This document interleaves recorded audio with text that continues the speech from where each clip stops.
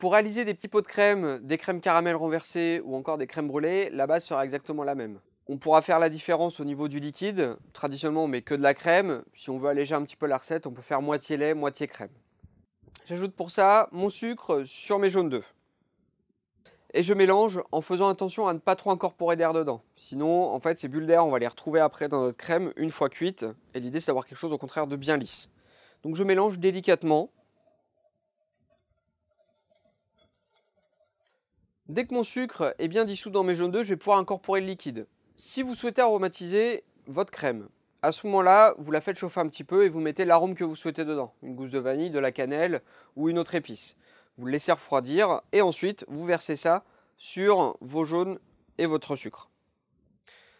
Quand vous versez le liquide, vous le versez au fur et à mesure afin d'homogénéiser les deux textures, d'avoir en gros des jaunes qui seraient beaucoup plus liquides et ainsi de mieux incorporer le reste.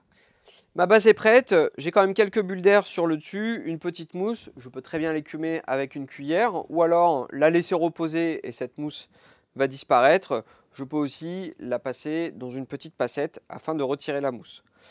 Pour les cuissons, cela va différer en fonction de ce que vous voulez faire. Pour les petits pots de crème, généralement c'est au bain-marie à 140-160 degrés. Pour une crème brûlée, on partira plutôt sur 100 degrés pendant à peu près 1 heure. Et pour les crèmes renversées au caramel, vous mettez votre caramel au fond du récipient où vous allez le cuire, vous versez votre crème par-dessus et vous les mettez au bain-marie à 140-160 degrés pendant environ 25 minutes.